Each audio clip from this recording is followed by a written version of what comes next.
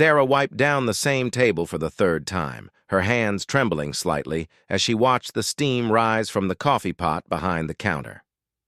The Morning Glory diner had been her second home for 18 months now, ever since she'd arrived in Pine Ridge with nothing but a worn duffel bag and a story she could never tell.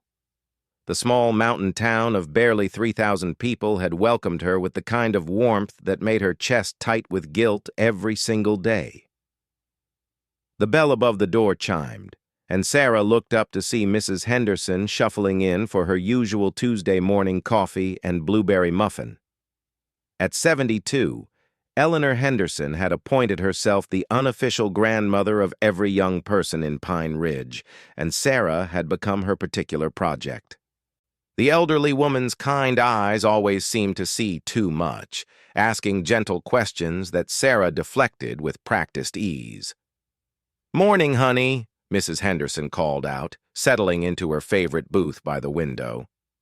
"You're looking a bit pale today. Are you getting enough sleep?" Sarah forced a smile and reached for the coffee pot. "Just tired from the morning rush," she lied smoothly, pouring the steaming liquid into Mrs. Henderson's favorite blue ceramic mug. The truth was that sleep had become a luxury she couldn't afford. Every night brought the same vivid nightmares, the same faces, the same sounds that made her wake up gasping and reaching for the knife she kept hidden under her pillow. The diner's owner, Frank Morrison, emerged from the kitchen carrying a plate of fresh muffins. At 55, Frank was a gentle giant of a man who had taken Sarah in without asking too many questions when she'd answered his help-wanted ad. His wife had passed away 2 years earlier, and the diner had become both his livelihood and his way of staying connected to the community that had supported him through his grief. "Sarah, can you handle the front for a bit? I need to check on that delivery truck that's supposed to bring our meat order," Frank said, hanging his apron on the hook behind the register. She nodded, grateful for the routine that kept her hands busy and her mind occupied. As Frank stepped outside, Sarah began refilling the sugar dispensers, a task that allowed her to keep her head down while staying alert to everyone who entered and exited the diner. Hypervigilance had become second nature to her, a survival skill that she couldn't seem to turn off even in this peaceful mountain town where the biggest crime in recent memory had been teenagers toilet papering the high school. The bell chimed again, and Sarah's blood ran cold. She didn't need to look up to know that something had changed in the atmosphere of the diner. The footsteps were too measured, too purposeful, and when she finally raised her eyes, she saw 3 men in civilian clothes scanning the room with the kind of systematic attention that made her stomach drop to her feet. They looked like tourists at first glance, dressed in jeans and flannel shirts that would have blended in perfectly with the local population. But Sarah had spent too many months learning to read people, to notice the details that separated hunters from prey. These men moved with military precision, their eyes cataloging exits and potential threats in a way that told her exactly what they were, even if she couldn't yet determine why they were here. The tallest of the 3 approached the counter, while his companions took seats that gave them clear sight lines to both the front entrance and the back exit that led to the kitchen. Sarah's training kicked in automatically, and she found herself noting their positions while maintaining the pleasant, slightly vacant expression that had served her so well in her new identity. "Coffee?" she asked, proud that her voice didn't shake. "Please," the man replied, and Sarah caught the slight drawl that suggested he was from somewhere in the South. "And maybe some information. We're looking for someone who might have passed through town recently." Sarah's hand remained steady as she poured his coffee, but her mind was racing through possibilities and exit strategies. She had always known this day might come, had prepared for it in a dozen different ways, but the reality of it happening here, in the place that had become her sanctuary, felt like a physical blow. "Pine Ridge gets its share of tourists," she said carefully. "Lots of people pass through on their way to the ski resorts up north."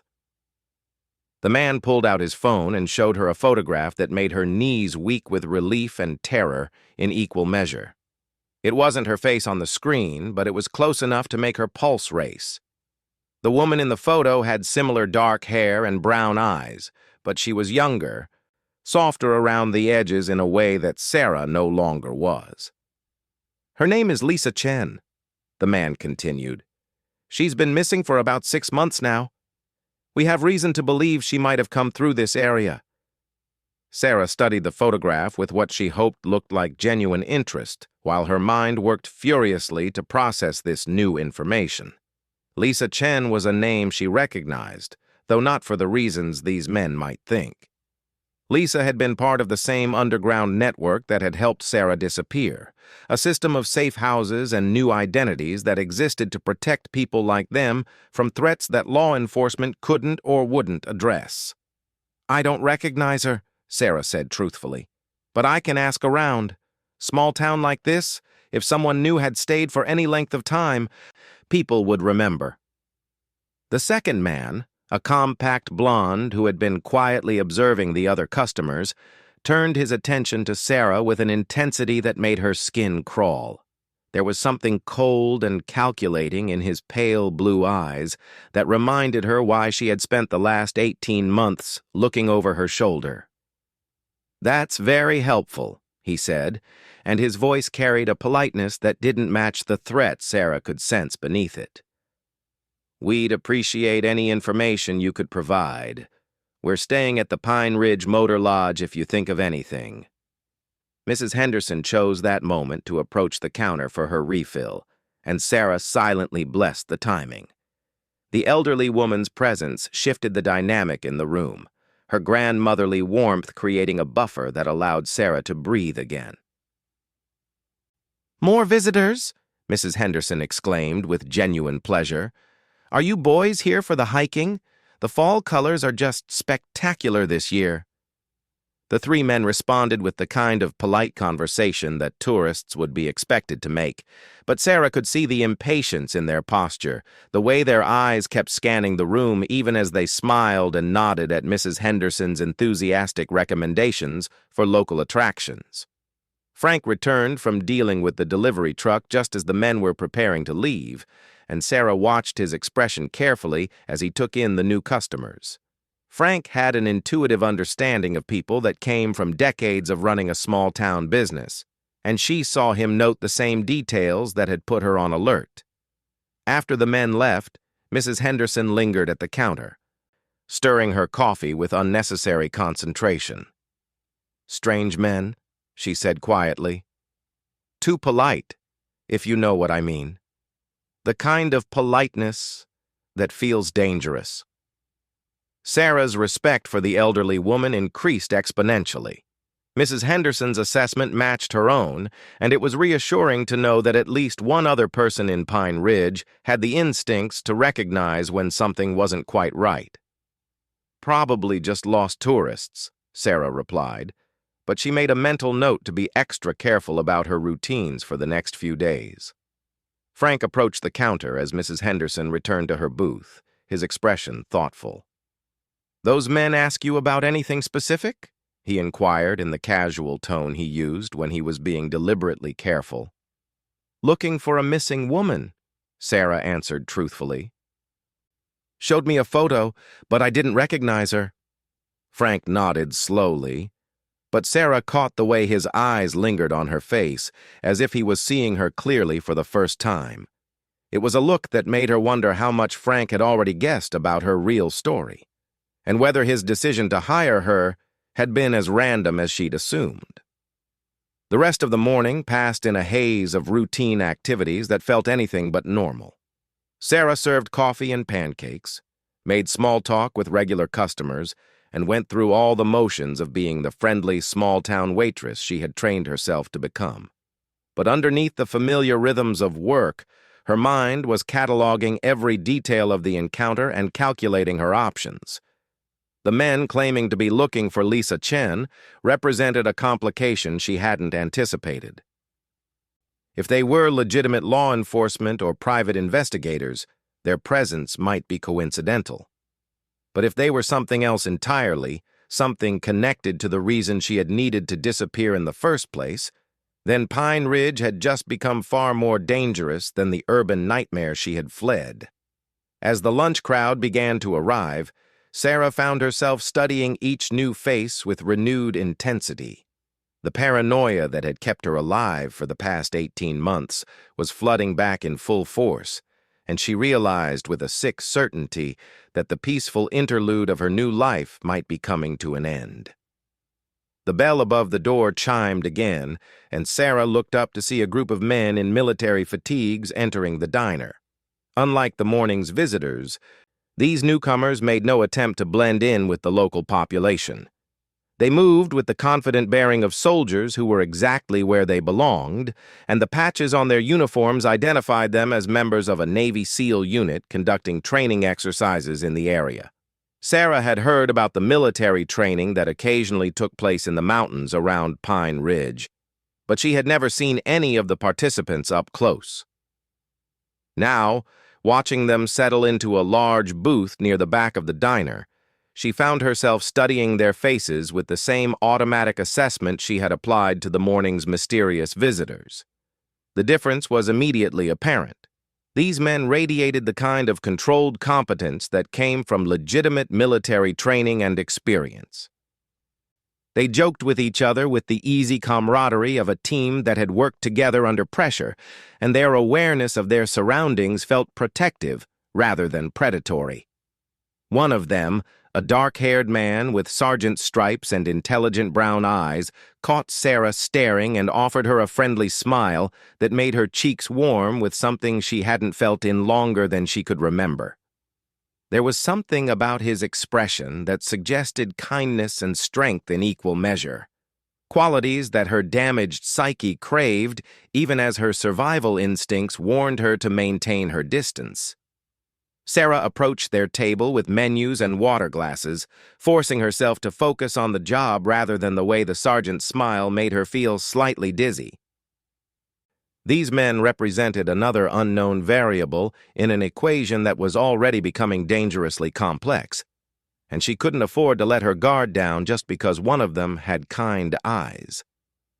3 days after the mysterious visitors had left Pine Ridge, Sarah found herself working the evening shift alone when the SEAL team returned to the diner.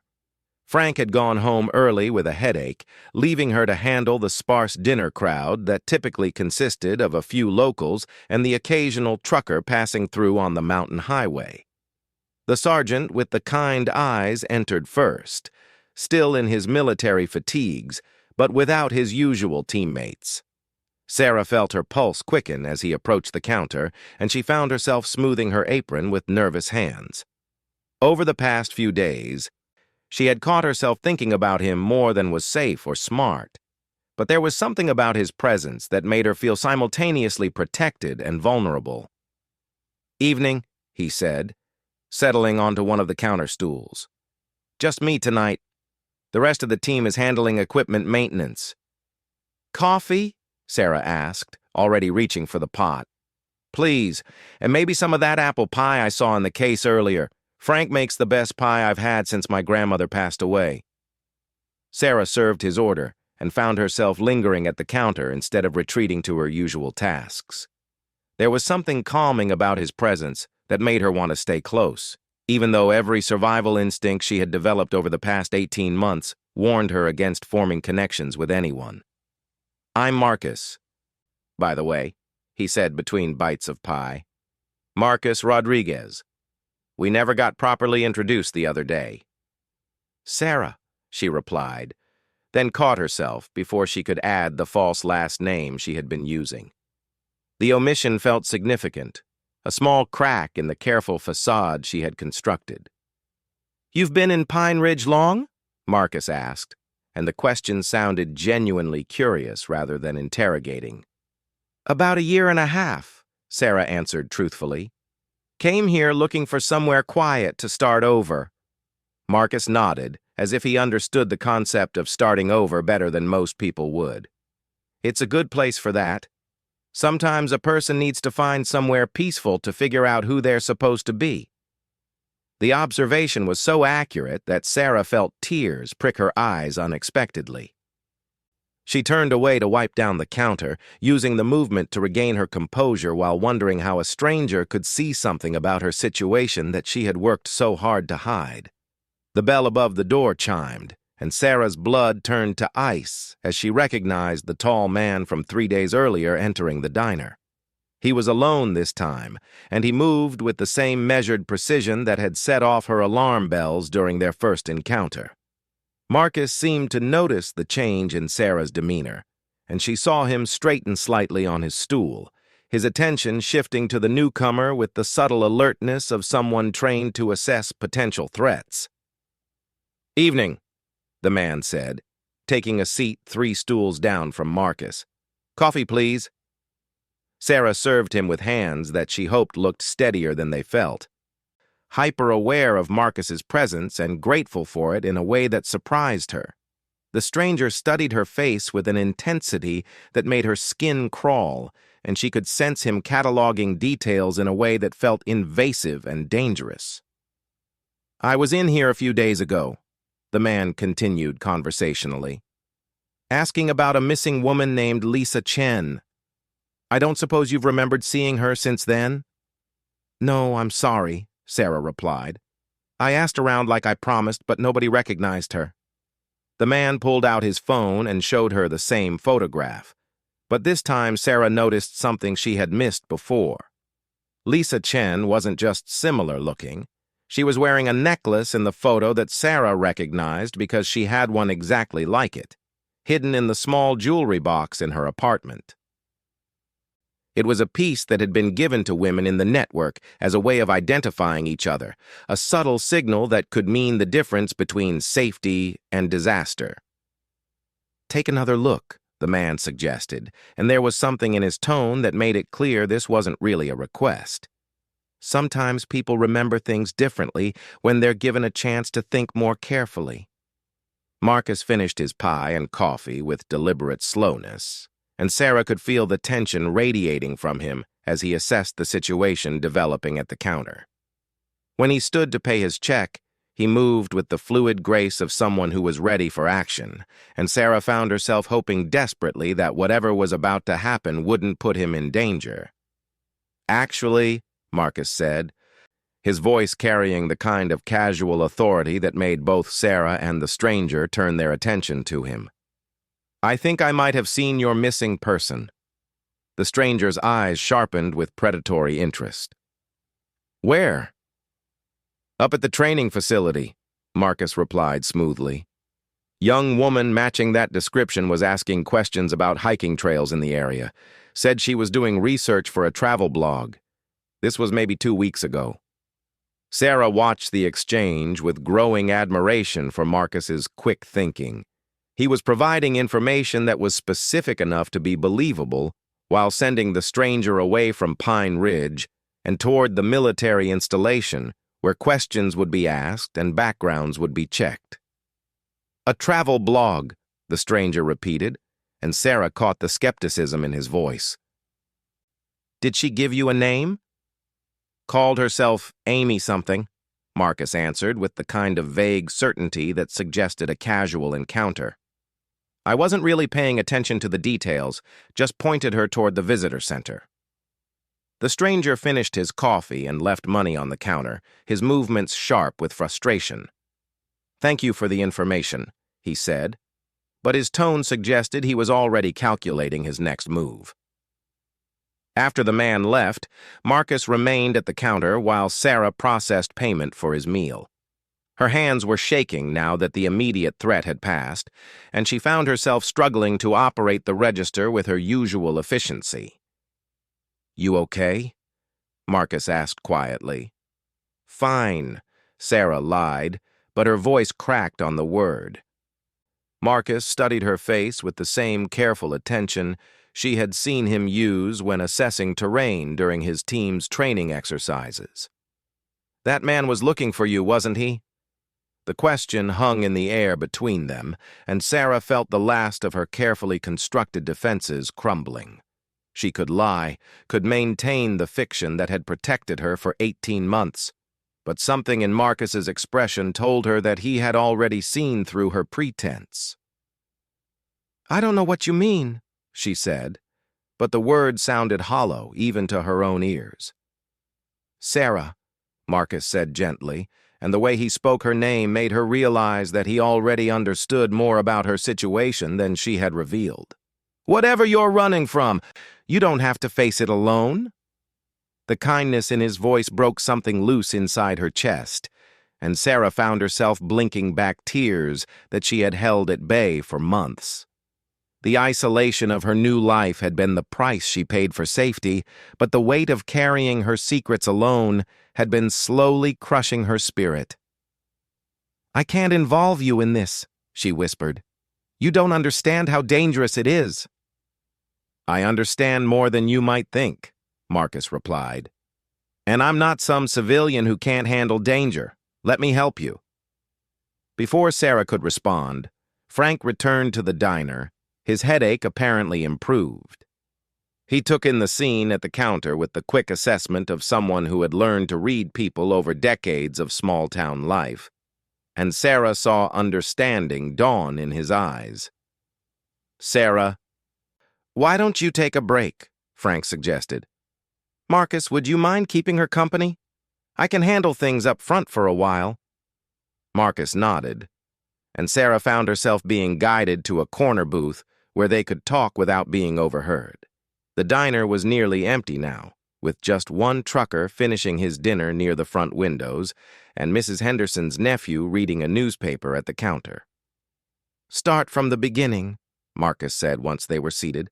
"Tell me who's looking for you and why." Sarah looked into his steady brown eyes and made a decision that terrified and relieved her in equal measure. "My real name isn't Sarah," she began, and then she told him everything. She told him about her previous life as Elena Vasquez, a crime scene photographer for the Los Angeles Police Department who had witnessed something she wasn't supposed to see.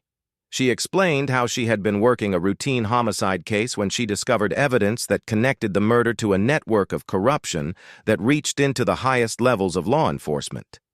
She described the moment when she realized that the men she had trusted to protect her were the same ones who wanted her dead.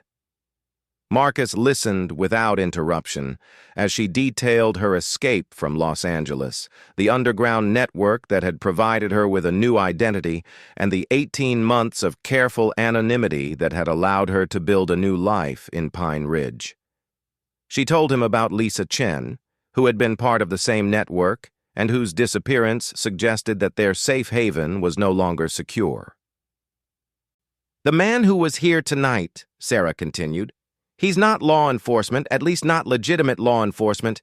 He's part of the group that's been hunting down anyone connected to what I saw in Los Angeles." "What exactly did you see?" Marcus asked. Sarah took a shaky breath before answering. "I photographed a crime scene that was supposed to look like a drug deal gone wrong. But I noticed inconsistencies in the evidence, details that didn't match the official narrative. When I started asking questions, I discovered that the victim had been investigating police corruption, and his murder was designed to silence him permanently." "And you have proof of this?" "I made copies of everything before I turned in my official reports," Sarah admitted. "Photos, witness statements, forensic evidence that contradicts the department's conclusions. I hid everything before I disappeared, but the people who killed him know I have it." Marcus was quiet for a long moment, processing the implications of what she had told him. "They're not just looking for you," he said finally. "They're looking for the evidence." Sarah nodded. "If they find me, they'll torture me until I tell them where it is. And once they have it, I'm dead." "Then we need to make sure they don't find you," Marcus said with the calm certainty of someone who had faced worse odds and emerged victorious. The simple declaration made Sarah's chest tight with emotions she hadn't allowed herself to feel in months. Hope was a luxury she couldn't afford, but something about Marcus's presence made her believe that maybe, for the first time since she had fled Los Angeles, she didn't have to face the threat alone. The next morning brought news that changed everything. Marcus arrived at the diner before dawn, his expression grim as he approached Sarah at the prep counter where she was setting up for the breakfast rush. Frank was in the kitchen starting the coffee, and the early hour provided them with a privacy that had become precious over the past few days. "Lisa Chen's body was found yesterday," Marcus said without preamble. "Hikers discovered her about 50 miles north of here, near one of the old mining trails." Sarah's hands stilled on the sugar dispenser she had been filling. "How did she die?" "According to the preliminary report, exposure and hypothermia. But my contact at the sheriff's department says there were signs of torture before she died. Someone wanted information from her." The implications hit Sarah like a physical blow. Lisa had been part of the same network that had helped her disappear, which meant that whoever had killed her was systematically tracking down everyone connected to the Underground Railroad that protected people like them. It also meant that they were getting closer to Pine Ridge, and closer to her. "How long do you think we have?" Sarah asked. "Not long," Marcus replied honestly. "If they got information from Lisa before she died, they know you're here. We need to move you today." Frank emerged from the kitchen carrying a tray of fresh muffins. But his usual cheerful morning demeanor was replaced by the focused intensity of someone who had been briefed on the situation.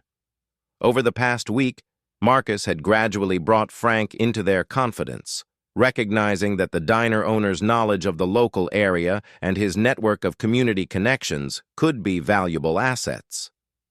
"I've been thinking about this all night," Frank said, setting down the tray and joining their quiet conference. "There's an old hunting cabin about 20 miles east of here, up in the National Forest. It belongs to my late wife's family, and nobody's used it in years. It's off the grid, accessible only by a hiking trail that most people don't know exists." "That could work as a temporary solution," Marcus agreed. "But eventually, we need to get Sarah somewhere completely safe, with people who can protect her long term." "What about the evidence?" Sarah asked. "Even if I disappear again, they'll keep hunting me as long as they know I have proof of what they did." Marcus had been thinking about that problem too, and his expression suggested he had reached a conclusion that she wasn't going to like. "We need to use it," he said. "Find a way to make the evidence public so that killing you won't solve their problem anymore." Sarah shook her head immediately. "That's suicide. The moment that evidence becomes public, they'll know exactly where it came from. I'll have a target on my back for the rest of my life." "You already have a target on your back," Marcus pointed out gently. "The only difference is whether you're running from it or using it to fight back." The conversation was interrupted by the arrival of the morning's first customers, a group of construction workers who needed coffee and breakfast before heading to a job site outside of town. Sarah served them with the automatic efficiency that had become second nature, but her mind was churning through the options Marcus had presented. Fighting back would require her to abandon the careful anonymity that had kept her alive for 18 months. It would mean trusting that the evidence she had gathered was strong enough to protect her, and that there were still honest people in law enforcement who would act on what she could provide. Most terrifying of all, it would mean accepting help from Marcus and his team, putting them at risk for a battle that wasn't theirs to fight.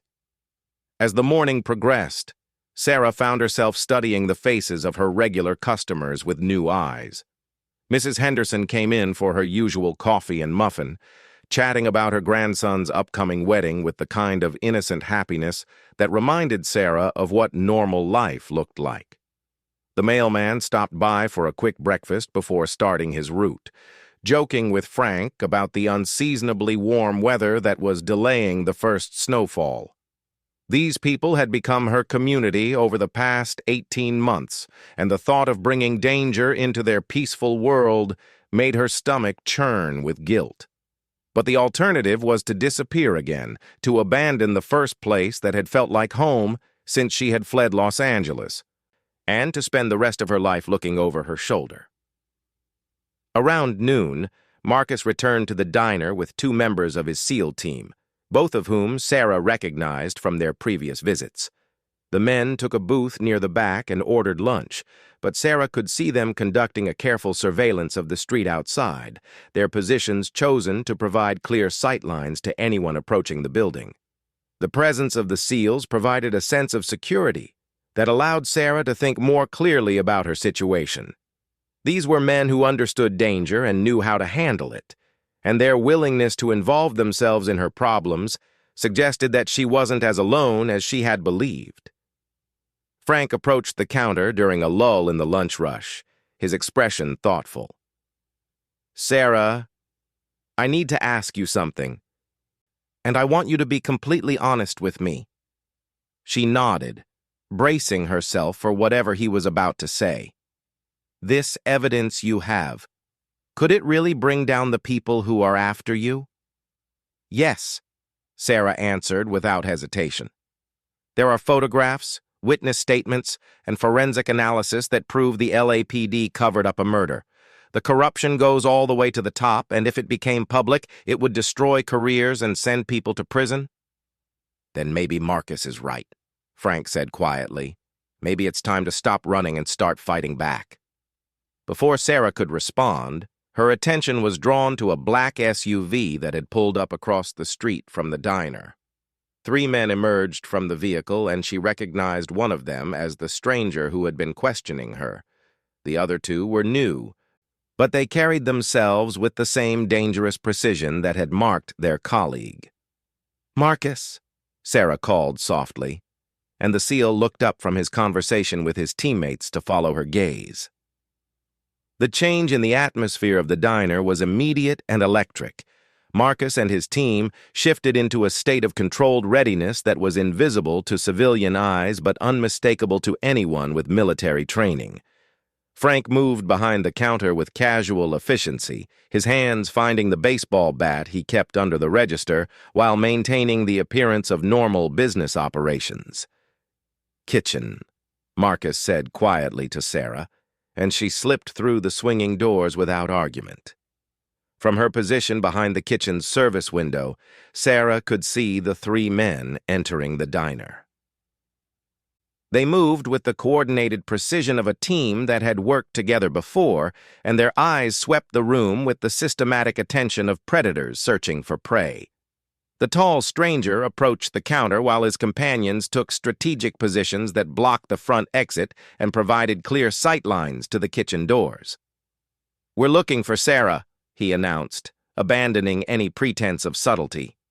"Don't know any Sarah," Frank replied with the steady calm of someone who had faced down dangerous situations before. "The waitress who works here," the man clarified, pulling out his phone to show Frank the photograph that Sarah now knew was Lisa Chan. "We know she's here." Marcus stood up from his booth with the fluid grace of someone who was completely comfortable with violence. His teammates flanked him, and suddenly the 3 strangers found themselves outnumbered by men who were clearly more experienced and better trained. "Gentlemen," Marcus said in a voice that carried absolute authority, "I think there's been a misunderstanding. Perhaps you'd like to step outside and discuss this matter privately." The tension in the room was thick enough to cut with a knife, and Sarah could see the calculation in the strangers' eyes as they assessed their odds against 3 Navy SEALs. The smart move would be to retreat and regroup, but Sarah could see that the tall man's pride was warring with his tactical sense. "This doesn't concern you, soldier," the man said, his hand moving toward the gun Sarah was certain he carried under his jacket. "Actually, it does," Marcus replied, and his smile was sharp enough to cut glass. "You see, Sarah is under the protection of the United States Navy. Any threat against her is considered a threat against federal personnel." It was a bluff, but it was delivered with such conviction that even Sarah almost believed it. The strangers exchanged glances, clearly uncertain about how to proceed in the face of official military opposition. Mrs. Henderson chose that moment to enter the diner for her afternoon tea, oblivious to the tension that had turned the familiar space into a potential battlefield. Her presence shifted the dynamic in the room, reminding everyone that this was a public place filled with innocent people who could be caught in the crossfire. "I think it's time for you gentlemen to leave," Frank said firmly, his hand tightening on the baseball bat.